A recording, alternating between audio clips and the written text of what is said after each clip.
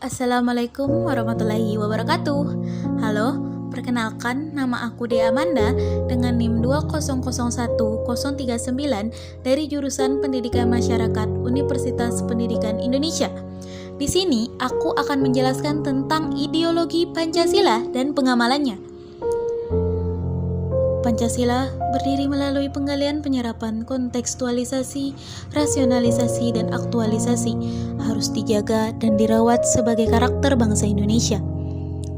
Fakta-fakta tentang pemikiran tentang konsep ideologi dari mahasiswa luar negeri adalah sebagai berikut.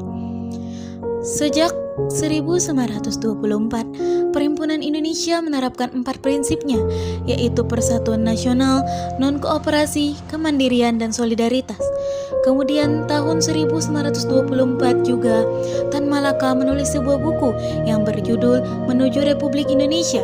Tujuh Barinoto mensintesis Islam, sosialisme, dan demokrasi.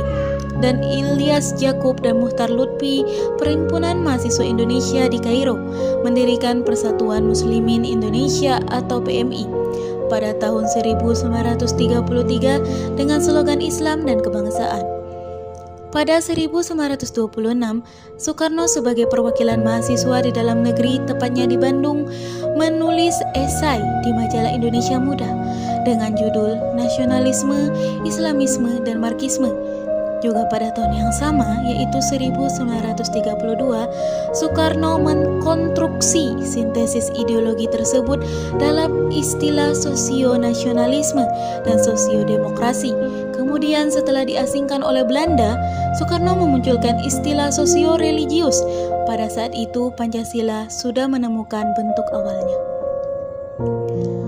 Monumen hasil pencarian terhadap ideologi itu adalah Sumpah Pemuda pada tanggal 28 Oktober 1928. Pertukaran ideologi secara horizontal dan secara generasi, secara vertikal pada akhirnya bukan melahirkan antitesis, melainkan sintesis.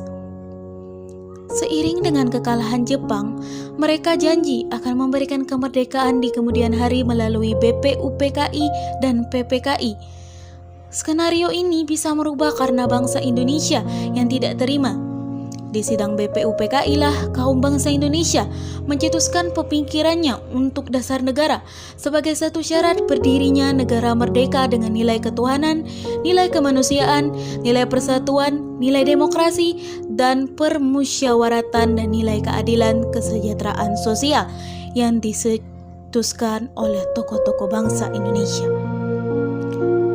Konsep Pancasila sudah ada dan sudah didirikan sejak zaman dahulu oleh rakyat bangsa Indonesia, dari mulai perhimpunan mahasiswa, organisasi, buku, pemikiran, penggalian, dan pencarian yang kemudian dicetuskan mewakili bangsa Indonesia sebagai dasar negara dan sebagai salah satu syarat berdirinya Indonesia merdeka yang sudah dijanjikan Jepang.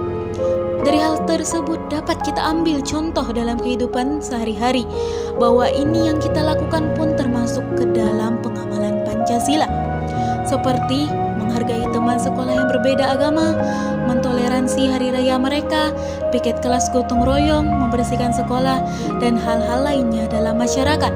Yang artinya di sini nilai Pancasila sudah menjadi leluhur yang sejak zaman kerajaan pun sudah diterapkan dalam prinsip bangsa Indonesia.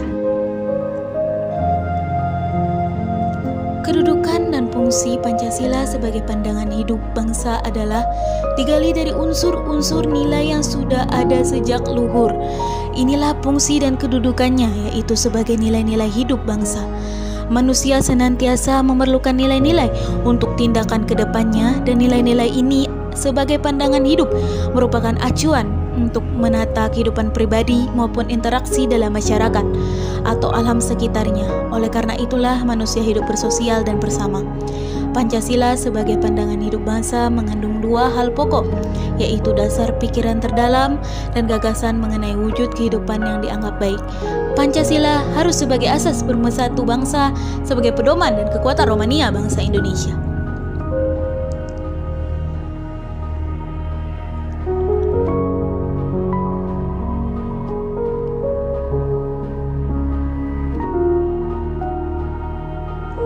Yuk teman-teman, jangan lupa mengamalkan nilai Pancasila. Saya Dea Amanda. Sekian, terima kasih. Wassalamualaikum warahmatullahi wabarakatuh.